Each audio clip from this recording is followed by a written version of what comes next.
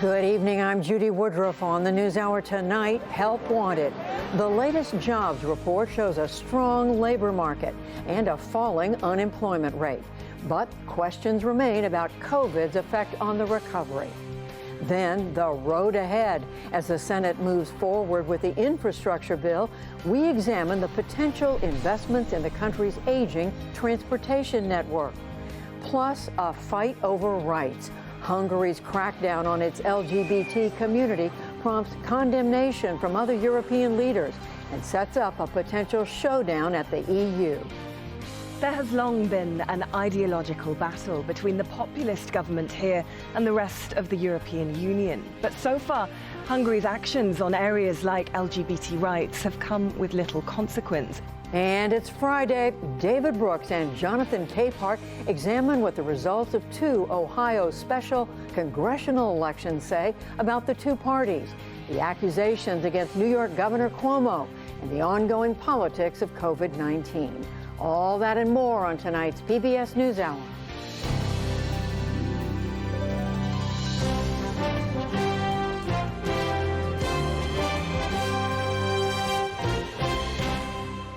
Major funding for the PBS NewsHour has been provided by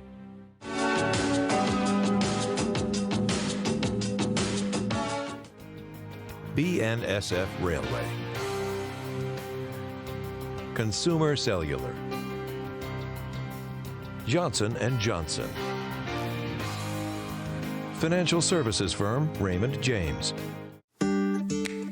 the John S. and James L. Knight Foundation, fostering informed and engaged communities. More at kf.org.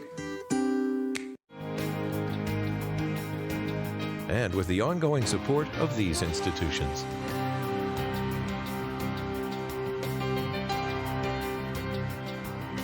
And friends of the NewsHour.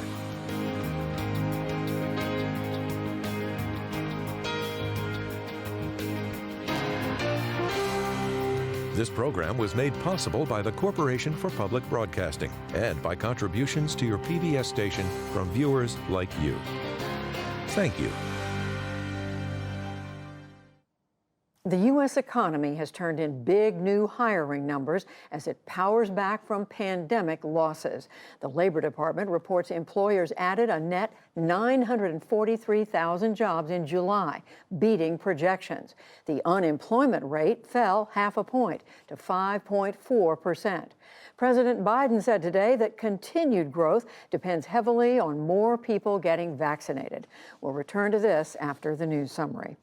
Battles escalated today across the country over masking up in schools to ward off COVID-19.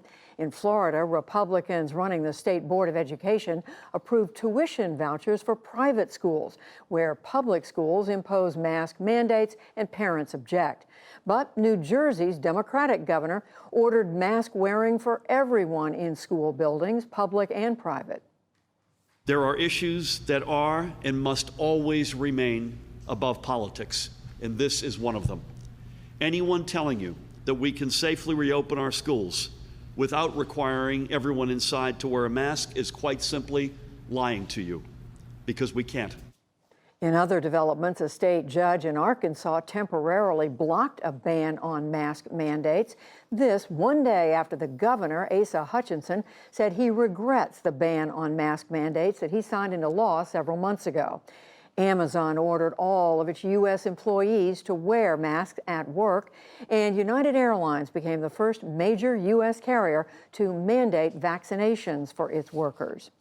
The Biden administration today extended a pandemic pause on repayments, interest, and collections for federal student loans. It will now run through January. The U.S. Education Department said it is the last time that the pause will be continued. A catastrophic fire in Northern California is still spreading tonight. It already engulfed one entire town as it burns into the record books. Amna Nawaz has our report. After swelling 110 square miles in a single day, California's Dixie Fire is now the largest anywhere in the country, fueled by hot weather and gusty conditions. As of this morning, the blaze also ranked as the third biggest in state history, stretching across 676 square miles in Northern California. Greenville, a small historic gold rush town, is already gone, consumed by flames Wednesday night. Congressman Doug LaMalfa represents the district. We lost Greenville tonight, and there's just not words for how us and government haven't been able to get the job done. Century-old wooden buildings overnight reduced to smoldering debris. Sheriff Todd Johns is a lifelong resident. My heart is crushed by what has occurred there, and to the folks that have lost residences and businesses. I've met some of them already. Their life is now forever changed, and all I can tell you is I'm sorry. Johns estimates more than 100 homes were destroyed, though there's no official accounting yet. The fire's impact also reaches far beyond the state. In Reno, Nevada this morning, what appear to be snowflakes, actually ash, blowing in from more than 100 miles away. The Dixie Fire is now in its 4th week. The cause is under investigation, but Pacific Gas and Electric says it suspects a fallen tree on one of its power lines. The fire is so far just 35% contained. Better weather conditions this weekend could help firefighters battling to save what they can, while others reflect on what was lost. For the PBS NewsHour, I'm Amna Navaz. More than 50 wildfires are also burning across Greece. Thousands of people were forced to flee one fire north of Athens today. At least one person was killed. Firefighters and volunteers fought to contain the flames despite high winds and searing heat. Helicopters flew through smoke, dumping water to douse the fire. Meanwhile, fires on the island of Evia forced evacuations by sea. In Afghanistan, the Taliban have apparently captured their first provincial capital in a fast-moving offensive. Insurgents today entered Zaranj, which is a city of 50,000 people in Nimroz province. Fierce fighting also continued in the capital of Helmand province as a UN special envoy demanded that the Taliban end its assaults. We have seen a 50% increase in civilian casualties, with the certainty of many more as the cities are attacked. A party that was genuinely committed to a negotiated settlement would not risk so many civilian casualties. The U.S. envoy spoke from Kabul, where the Taliban assassinated the Afghan government's media chief. Back in this country, an aide to New York Governor Andrew Cuomo has filed a criminal complaint alleging that he groped her. It is believed to be the first such report to a law enforcement agency. A state investigation found the aide is one of 11 women whom Cuomo sexually harassed. He denies all the allegations. A New Jersey gym owner is now the first person to plead guilty to assaulting a police officer during the January mob attack on the U.S. Capitol. Scott Kevin Fairlamb's plea deal today could set a benchmark for other cases to follow. He'll be sentenced next month. On Wall Street today, the Dow Jones Industrial Average gained 144 points to close at 35,208, another record high. The Nasdaq fell 59 points, but the S&P 500 added 7, also reaching a new high. And at the Summer Olympics, a U.S. track veteran made history in Tokyo.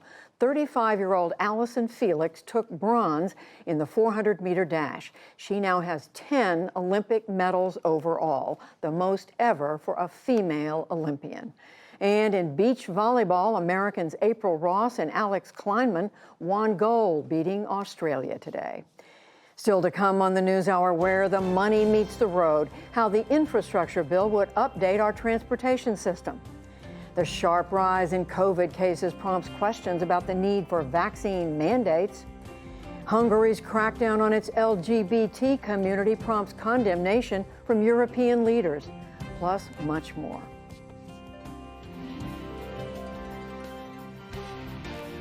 This is the PBS NewsHour from WETA Studios in Washington and in the West from the Walter Cronkite School of Journalism at Arizona State University.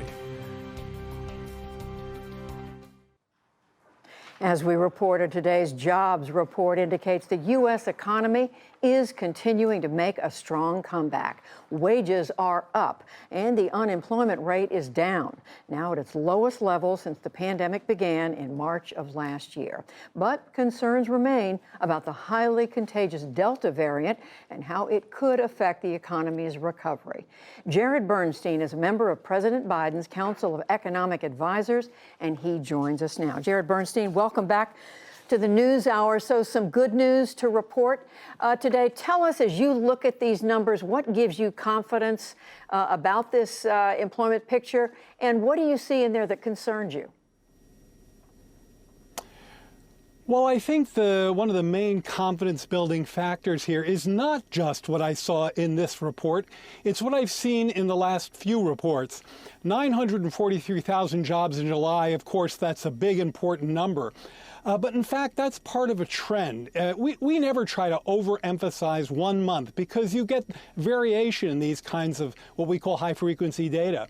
If you look at over the past 3 months, we've been adding over 800,000 jobs per month. Now, I know you've been tracking these jobs reports for a long time on the NewsHour, and you know that those are big numbers. Since the president got here, we've added 4 million jobs. That is historically unprecedented.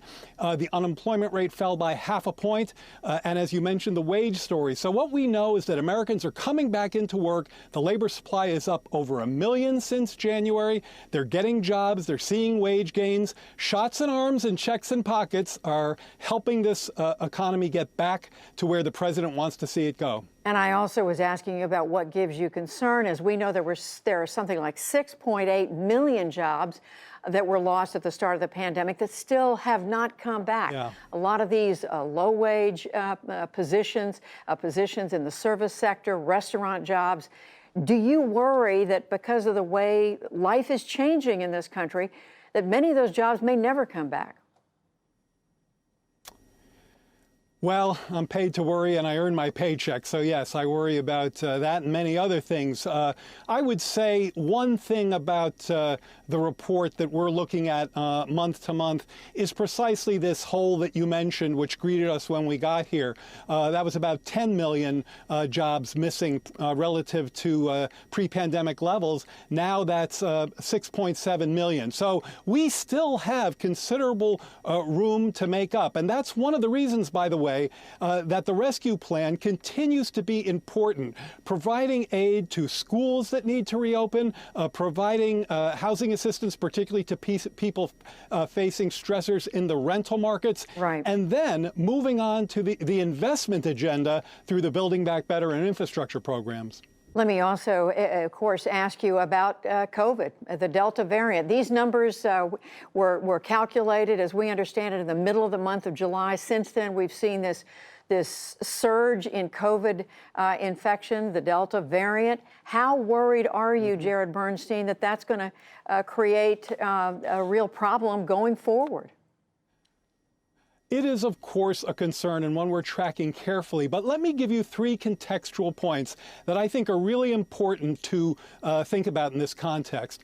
First of all, we've already talked about one of them. That's economic momentum. When you have a labor market adding over 800,000 jobs per month, when you've cut the unemployment claims by half in almost 6 months, a trend that typically takes more than a year to occur, when your GDP is back above its trend at least a year before forecasters expected that, you've got real momentum. 2, vaccinations. When this president came into office, 1%, Judy, of adults were vaccinated. Now that number is 60%.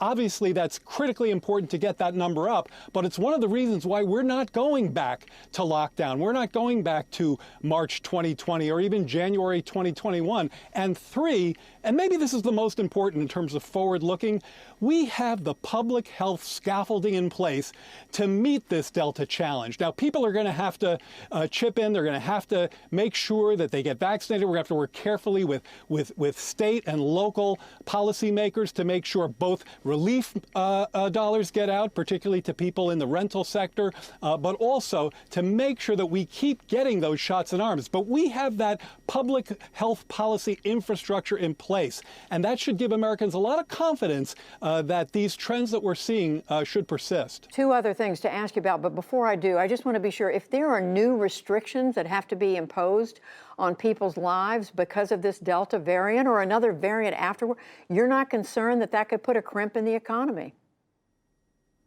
Well, I've tried to communicate that I'm concerned about all dimensions of things that could possibly push back against the recovery. But based on the momentum that we've had, 60% of adults vaccinated, and the scaffolding we have in place, I think we can meet these challenges, Judy. Two other quick things, Jared Bernstein. One is the administration announcement this afternoon that it's extending the moratorium on federal student loan repayments until January.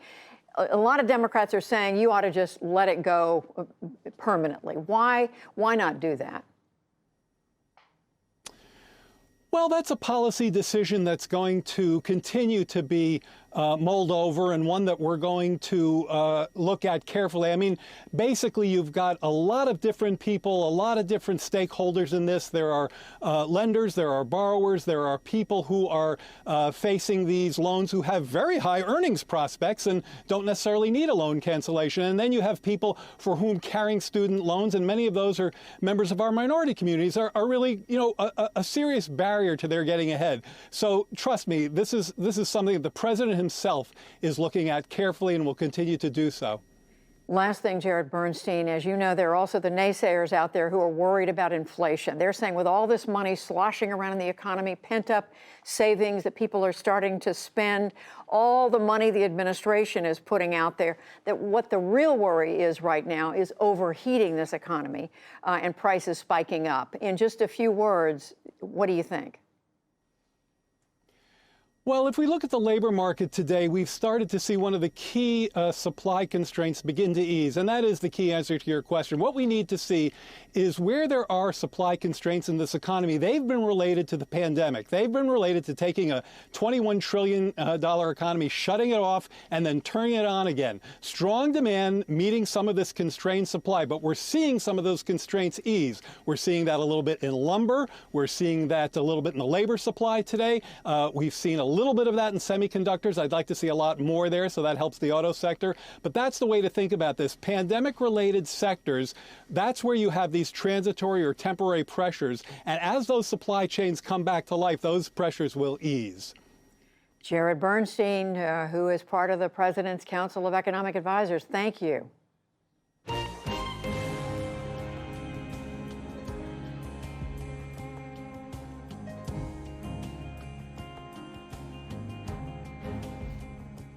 Congress's nonpartisan scorekeeper says the bipartisan infrastructure bill would add $256 billion to the federal deficit over the next decade. As senators work to pass the plan in their chamber, our Lisa Desjardins takes another detailed look at the bill. At the heart of this billion-dollar-plus bill, by far the biggest piece is classic transportation, things that help us move. There is $453 billion total for roads, bridges, and surface transportation. Another $66 billion is for railways, and there are billions for ferries. There is need. An estimated 1 in 5 roads in this country is in poor condition, and tens of thousands of bridges need repair. Anyone who's gone near an American city knows, for the most part, traffic is getting worse. To help us unpack all of this, we have Tom Smith from the American Society of Civil Engineers joining us. Tom, I gotta say, all of these numbers this week, sometimes it feels like funny money. Can you help us understand what nearly $500 billion means, and how much of our road and bridge problem will that solve? This is a problem that we've had in failing to invest in our infrastructure for many, many decades. You know, we do a report card on America's infrastructure, and for the last 20 years, we've been really failing to keep up. And we've been kicking a can further and further down the road. So the bill has continued to go up every year. So when we last released our report card in 2021, just this year, and as we do it every 4 years, we showed just on the surface transportation side over the next 10 years, really an investment gap of $1.2 trillion. That's out of a total of $2.6 trillion when you look at all the 17 categories of infrastructure that ASCE evaluates with our report card on America's infrastructure. So then $500 billion gets us part of the way there, but not all the way. Yeah, and the important thing to think about is that is money that's being spent over a 5-year period. And when we look at our investment gap, when we say $1.2 trillion, that's over a 10-year period. And we're also looking at all elements. So that requires federal investment, state, local, and private investment. So while it's not going to get us all the way there by any stretch, it is absolutely a step in the right direction, and it's visionary. It's a generational investment in our infrastructure, and I think it's going to put us on the right track. It will also, I think, spur additional investment at the state, local, and private sector levels and make our infrastructure more sustainable, more resilient, being able to look over the horizon, preparing for the future. We're certainly seeing, more severe weather events than we had when we were first building this infrastructure 50, 60, 75, sometimes 100 or more years ago. I want to talk about trains, and I also want to talk about ferries. We spoke to someone who works in the rail industry. He told us what he thinks this bill means for them. It's going to make it possible to build the track that we need to expand. It's going to make it possible to add service in a lot of cities all across the country. Probably not the 160 that Amtrak would like to add, but it might come pretty close depending on how we do it. What it won't do, however, is buy us, for example, a network of high-speed trains all across the country. Now, for ferries, it's mostly all good news. We spoke with a woman in Alaska who runs an ice cream shop, and she depends on ferries. It's easier to get to where she is, usually by water than by land. Here's what she said about the problem. With constant breakdowns and ferries taken offline and ferries aged out, a community is really affected by its quality of life and what makes people want to stay in a community. It's the lifeblood of a community if the residents are strong and healthy and happy. And the ferry is our transportation. So there's two other types of transportations that are getting huge influxes of cash over the next 5 years from this. But this is a bill that has red ink to it. Tom, I want to ask you about criticism from Republicans that this is not worth the debt, and some of them say it could do some harm in inflation. Now, I think this is absolutely a critical investment. As you just heard, I mean, these are investments that we need in this country, whether it's rail or transit or even the ferry service. This is a well thought out bill as I've gone through it. Obviously, it's not perfect, but it's a bipartisan effort. It's been really well thought out. When you look at the ferry service that was referenced there, I know there was at least $1 billion was referenced for ferry service in rural communities. And while we talk about the cost of investing in our infrastructure, I think one of the things we'll have to also consider is, what is the cost when we fail to invest? That time that you spend sitting in traffic, the inefficiencies in our system, repairing your car when you hit a pothole, added costs for goods and services because we have failed to invest in our infrastructure. This all costs us money. And we did an economic study that we found that it's $3,300 per year per family. That's the hidden tax that we're paying today. So while we talk about what does it cost to invest in our infrastructure and to modernize and maintain it, we have to ask ourselves, what's the cost if we fail to do that? It's far greater. So the bill is called the Infrastructure Investment and Jobs Act. What do we know about how many jobs this really could create? Well, I think this will create an enormous opportunity and jobs in many, many different sectors. Certainly the construction industry, there's a lot of jobs in the construction industry that will be created, but also those who finance, those who insure, those who design, those who operate and maintain our infrastructure. Then you also have the suppliers. So this is going to have a major impact on manufacturing, which depends on the infrastructure that will now be better able to compete in a global marketplace. And then, of course, all those workers are supported by a workforce, and they have pension plans and benefits. And by the way, they also have money now that they can spend and put back into the economy. So I think that it's far-reaching, the job creation by a bill like this, and also what it does for the economy. These are issues that affect every single American. Tom Smith of the American Society of Civil Engineers, thank you for helping take us through it. My pleasure. Thank you.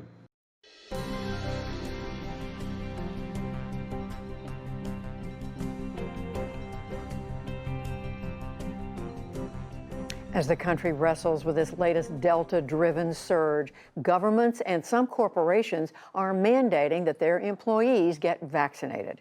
William Brangham looks at what these mandates require and whether they'll make a difference. That's right, Judy. Many major cities and states, from New York City to California, have begun mandating vaccinations or at least routine testing for government employees. Yesterday, the Biden administration did the same for all federal workers, and the Pentagon is expected to follow suit.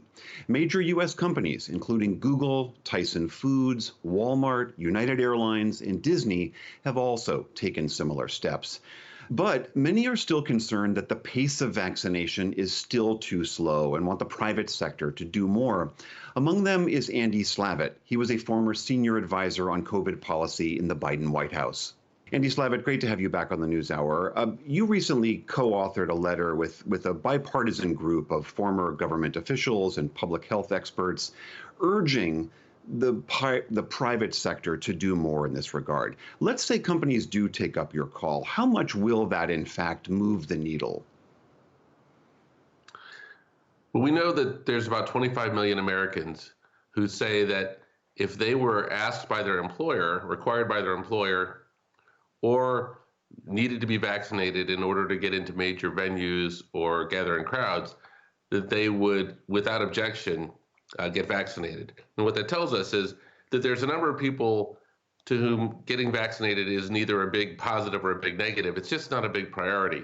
And so we need leadership from all across society, not just the government, but people who are trusted by individuals and who can lead individuals, and corporations are the next big horizon. So if we do our jobs and if corporations step up, we can go from about 70% of adult Americans vaccinated to 80%. And that would be make an enormous difference and save a lot of lives. So your sense is that this is moving that sort of mushy, movable middle of people who don't have a strong ideological objection to vaccines. They just need a little bit more of a nudge. Yeah, I mean, we think it's important that we respect people's individual rights, that we listen to people who have concerns about getting vaccinated and try to answer their questions. But at the same time, we also have to have respect for people who don't have an option in the matter, and people who can't get vaccinated because they are under 12 or who are immunocompromised. They've had cancer, they've had AIDS, and so they don't get a say in the matter. And so what we're asking employers to do is prioritize the needs and concerns of people who don't have a choice over all the people that have a choice and are electing either not to get vaccinated or to get vaccinated, by essentially saying we require people who come to our workplace to be vaccinated unless there's some very good reason. And if not, at the very least, everybody needs to be tested and show that they've got a negative test result continuously. I was talking with the CEO of a hospital down in Louisiana this week who half their staff are not vaccinated. And the CEO was somewhat leery of mandates, and they weren't doing one yet. It seemed to be that his concern was a backlash, that mandating vaccination might cause more harm than good. Do you share that fear that this could invite a backlash? I don't. Look, I understand that there's people who feel strongly about this issue, but I would call this the easiest hard decision you ever have to make, because the easiest hard decision you have to make is a decision where at the end of the day, you're saving people's lives, and you're also choosing people who can't really speak for themselves here. So I would say to that CEO, and I'd say to any other CEO, that yes, there's going to be people with strong opinions, and yes, we know you would prefer to stay out of it. But unfortunately, that's not the case we're living in. And if you want to be part of bringing COVID to its knees, then you've got to step up and lead and do things like this. And what we've experienced is that for all of the people who might be concerned about it, there are many, many, many more people who say, thank you, I feel safer now. I mean, but we have seen some significant pushback from unions, from some law enforcement agencies. Governors in Texas and Florida have passed laws blocking vaccine mandates. You don't see this coming to more of a more conflict over this issue? Well, of course there's going to be conflict. Of course there's going to be strong opinions, and we need to listen to everybody. The question is, who are we going to value here? Listen to Asa Hutchinson, the Republican governor from Arkansas, who is now saying that it was a mistake to pass the kind of laws that were passed also in Texas and Florida. The difference between Asa Hutchinson and the governors of, say, Florida, Ron DeSantis, is he has no political aspirations. He's only other than to be governor of the state and to keep people in the state healthy. And I think if it's a matter of what we prioritize and what we value, and if what we value is a commitment to one another and keeping each other safe and putting this pandemic behind us by reducing spread and getting schools open, there's no question that employers will take more aggressive actions. And again, I think there is room in certain situations for people who have reasons not to get vaccinated to say, fine, but we need you to show up at work and take a negative test on a regular basis because we have to be able to assure the people who come on our premises that we're going to keep them safe. All right, Andy Slavitt, former White House COVID advisor, thank you very much for being here. Thank you.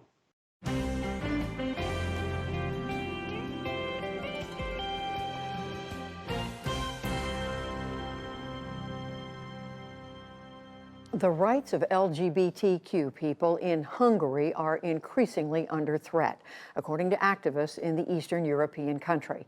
Last month, a law came into force that restricts the depiction of homosexuality and sex reassignment to children in schools.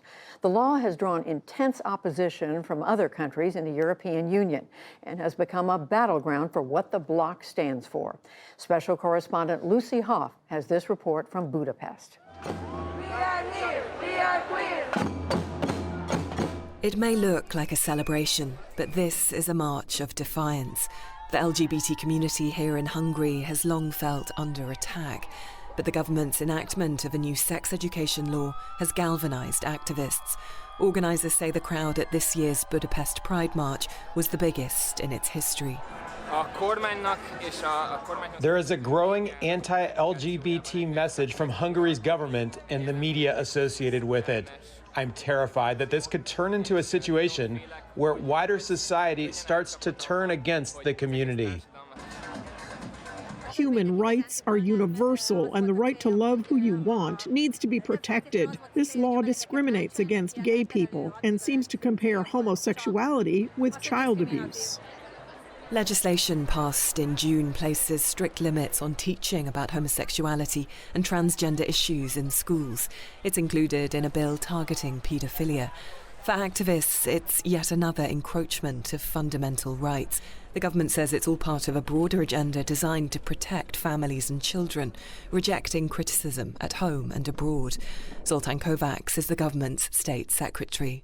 The hostility of the attitude coming from abroad and the reactions, let's call it the political attacks, the politically motivated attacks, are a little bit amazing, especially in the face of the very consistent step-by-step policy making of the Hungarian government for the past decade. So nobody could understand this new law, new legislation as a surprise in face of the efforts we've done for the past 10 years to reinforce families. The education of children has become a key battleground in Hungary's deepening culture war. Much can be traced back to the publication of a children's book last year called Wonderland is for Everyone. The text reimagines fairy tales with characters from minority backgrounds. Some parents welcomed its inclusive message, but elsewhere there was an outcry. One far-right politician shredded the book on camera. A government minister described it as homosexual propaganda. It can now only be sold with a disclaimer warning of a divergence from traditional gender roles. Its co-author, Boldizsár Nagy, was unprepared for the response. The last month I received a lot of online threats and messages from strangers which are trying to dehumanize me, and they tell me that I should die because I am gay and things like that. These are just hateful, they're just pure hate. Members of Hungary's LGBT community say they feel increasingly unsafe. Many, like Nagy, plan to leave the country. But elsewhere, the popularity of the government's conservative agenda endures. An election year is on the horizon, and strong anti-LGBT rhetoric appears part of a new political strategy from Prime Minister Viktor Orban. His Fidesz party has been showing signs of marching into semi-authoritarianism since it took power in 2010. There are signs this strategy is firming up support from the party's conservative base and from those further to the right. Eda Budaházy is a member of a far-right organisation. We were very happy to see the child protection law pass. We've been watching Western countries for a long time and can see the dangers of all this so-called gender ideology. It's a risk to our society. The European Union is watching developments from its Brussels headquarters with alarm. European capitals say the legislation is a violation of the bloc's values and discriminates against LGBT people. There has long been an ideological battle between the populist government here and the rest of the European Union. But so far, Hungary's actions on areas like LGBT rights have come with little consequence. As international condemnation mounts, the EU is under pressure to act. The EU has now announced legal action against Hungary and its closest ally Poland, where strict anti-gay measures have also been introduced. The bloc has threatened to withhold billions of dollars in post-pandemic recovery funding. Ursula von der Leyen is president of the European Commission. Europe will never allow parts of our society to be stigmatized, be it because of whom they love, because of their age, their ethnicity, their political opinions, or their religious beliefs. Because we should never forget, when we stand up for parts of our society, we stand up for the freedom of the whole of our society. But a row over so-called child protection is just the latest battleground between Budapest and Brussels, who previously come to blows on issues like migration, corruption, and the rule of law. There's long been discomfort about how big a role the EU should play in the domestic affairs of its member states, particularly those deemed to have an illiberal agenda. Such tough talk from the EU is only hardening the Hungarian government's line. If there's a political clash, we stand for it, we go for it, because we believe that we are right. Child protection does not belong to any European competence, definitely belongs only to the Hungarians. 3 days before thousands marched through Hungary's capital Budapest for Pride, Prime Minister Viktor Orban announced a referendum on the new LGBT legislation. Orban hopes the public will vote in his party's favour and silence his critics overseas. But activists are alarmed by a referendum designed to strip fundamental rights of a minority group. There are fears that life for LGBT people in Hungary will only get harder. It will be, just worse and worse because the government uses this homophobia as a political tool in their hate campaign, and I think till the election they won't have any other topic. In the face of rising numbers of homophobic attacks, Hungary's LGBT community is determined to remain visible. But activists fear the damage to an inclusive society here will be felt for many years to come. For the PBS NewsHour, I'm Lucy Hoff in Budapest.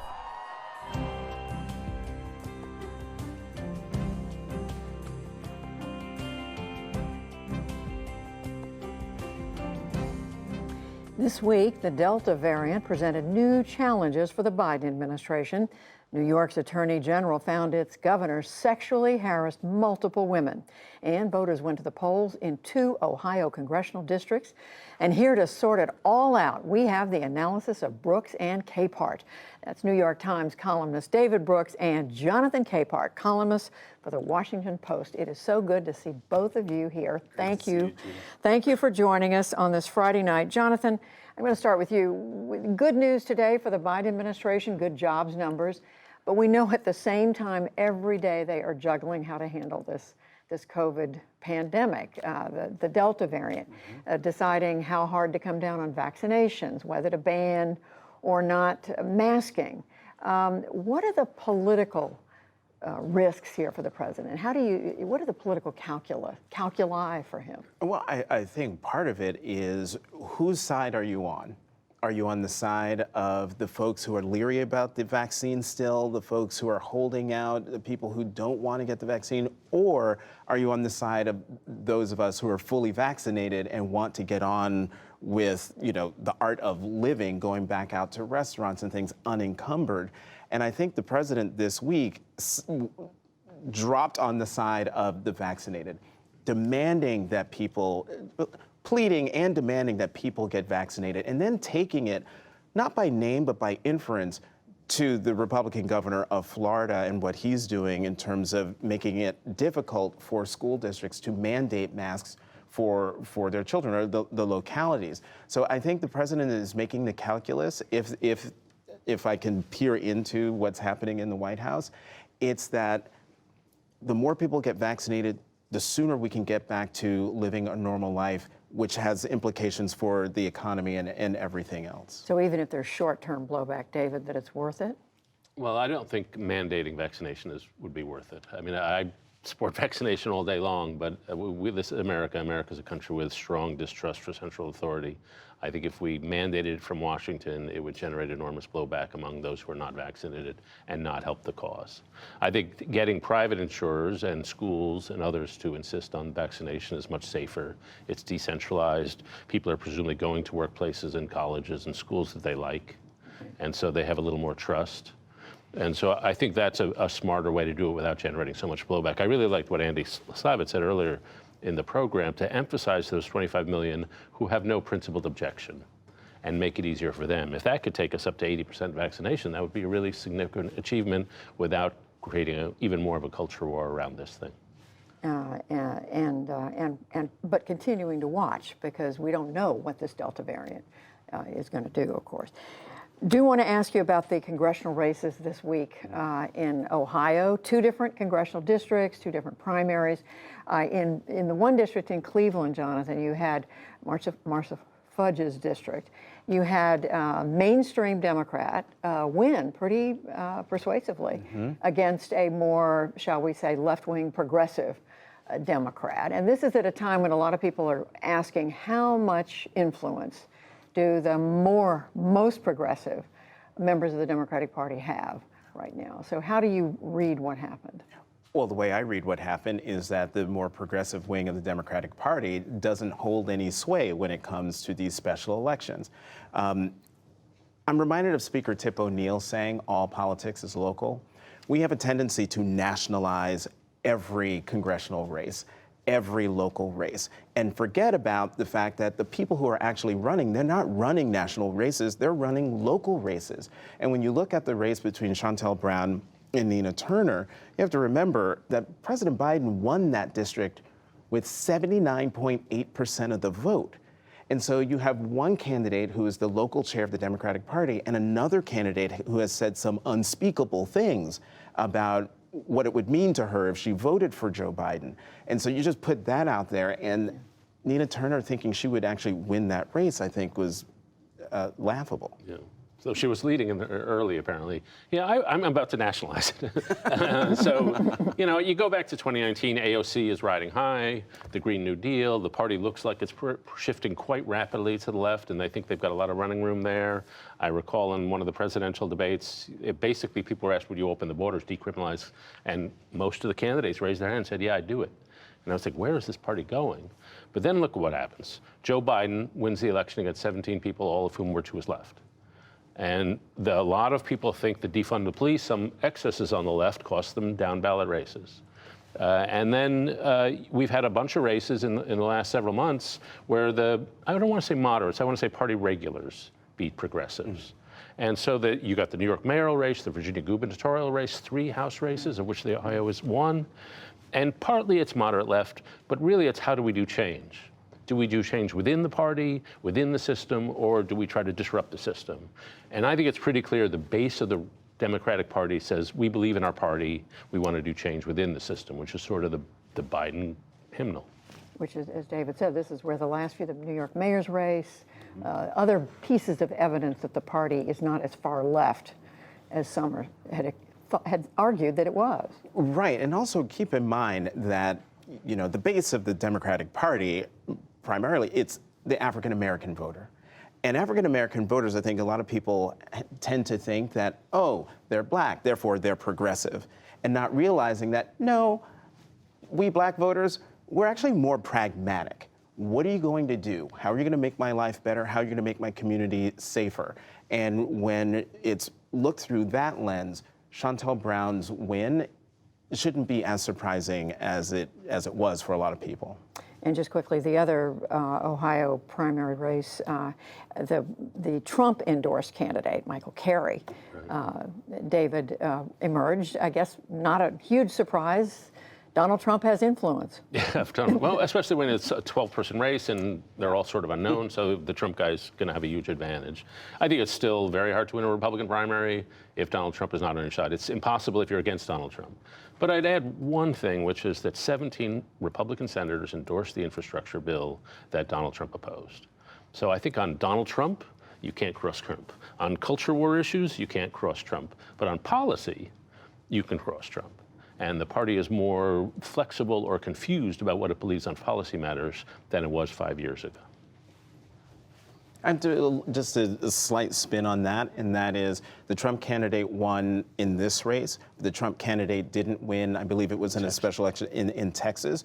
But in that Texas race, the thing I say to keep an eye on is Trump didn't win, but Trumpism won in that race. And so instead of looking at who Donald Trump has endorsed, look at how closely the candidates are to what Donald Trump actually says he believes in. How closely they're aligned. The last thing I want to raise with both of you is this really massive development out of New York State, David, and that is this damning report by the New York State Attorney General about Governor Cuomo, that he just lots of detail about how he treated and harassed 11 separate women who worked for him, and a hostile climate, to put it mildly, in his office. Yeah, well, a powerful, pathetic man is a dangerous thing, and he's both those things. And you read the report, the grabbing, the toxic environment, the screaming, making women do push-ups, to saying, get me a girlfriend, I need a girlfriend who can handle pain. Like,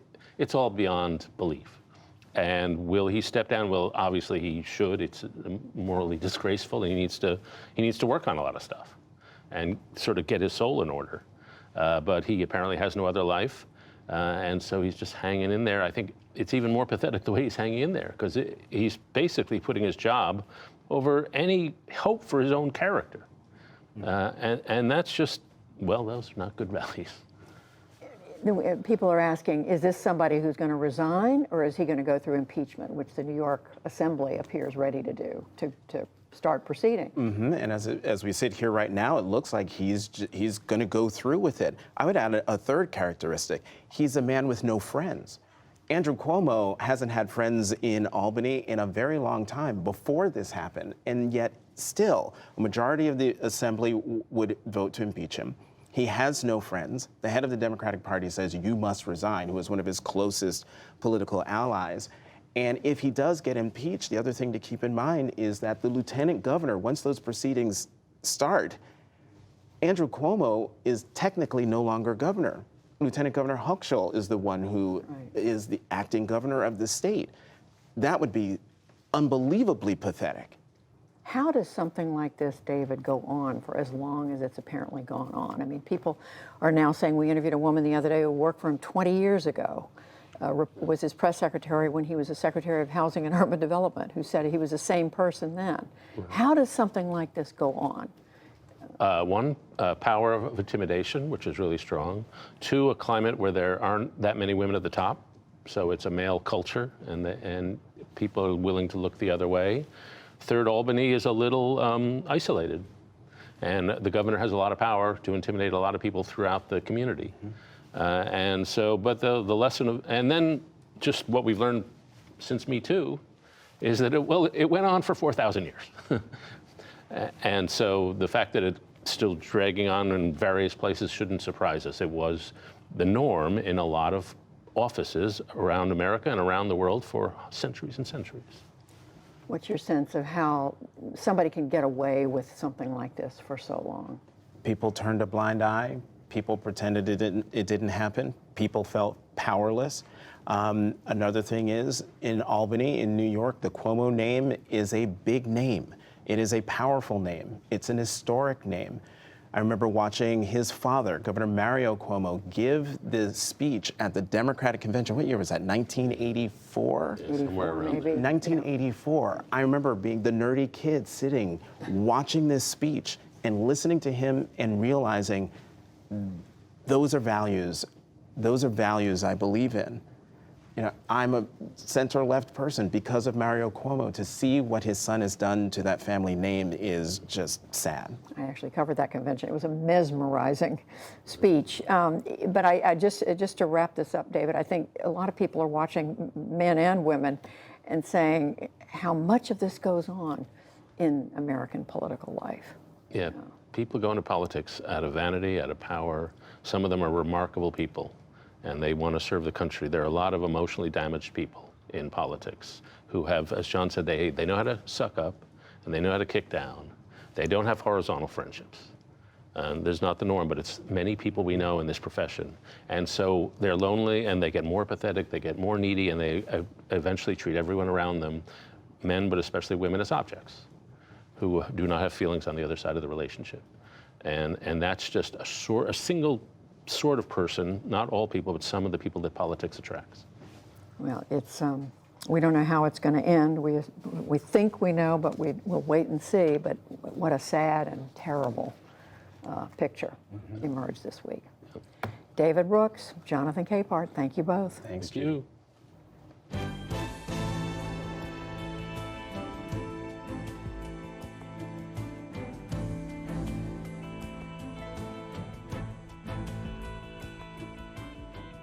Born and raised in Jamaica, June Grant knew that architecture was her calling from the age of 5.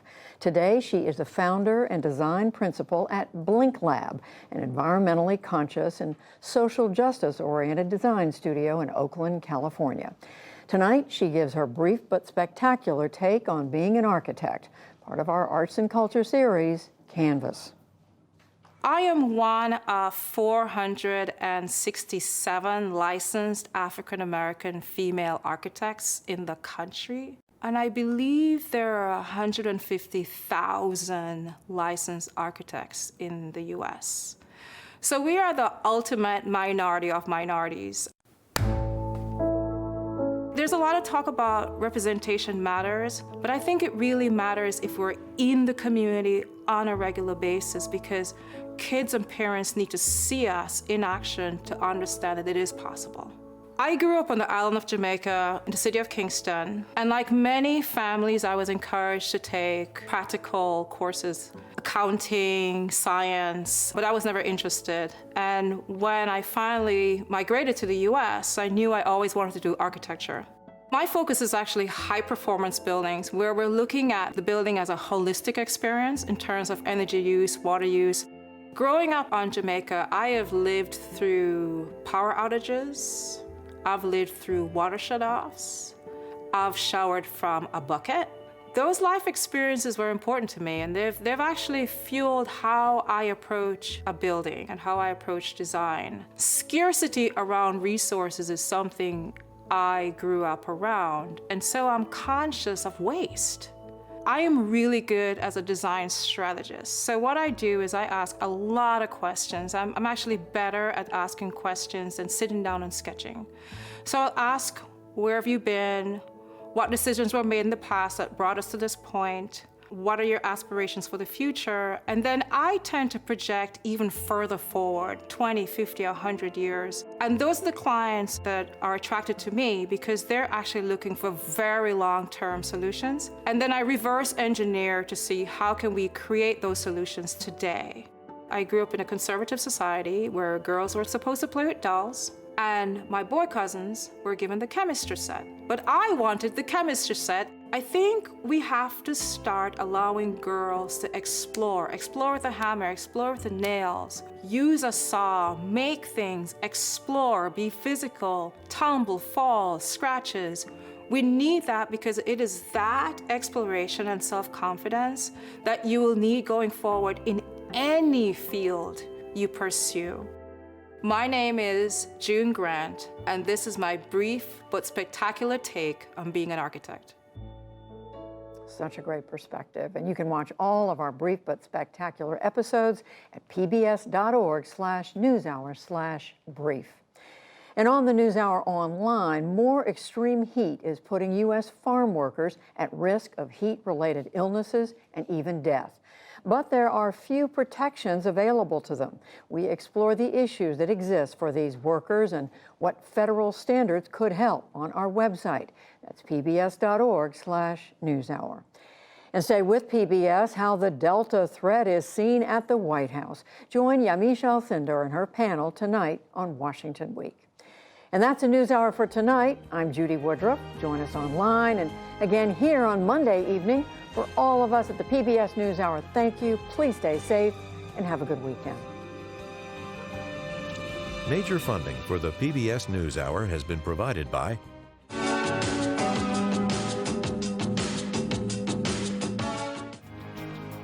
Consumer Cellular, Johnson & Johnson, BNSF Railway, financial services firm Raymond James, the William and Flora Hewlett Foundation, for more than 50 years advancing ideas and supporting institutions to promote a better world at hewlett.org. Supporting social entrepreneurs and their solutions to the world's most pressing problems. SkollFoundation.org.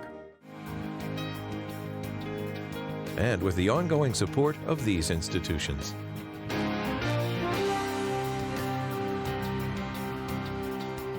And friends of the NewsHour.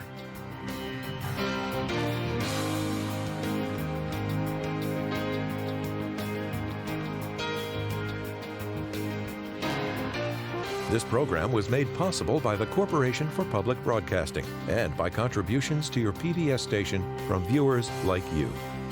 Thank you.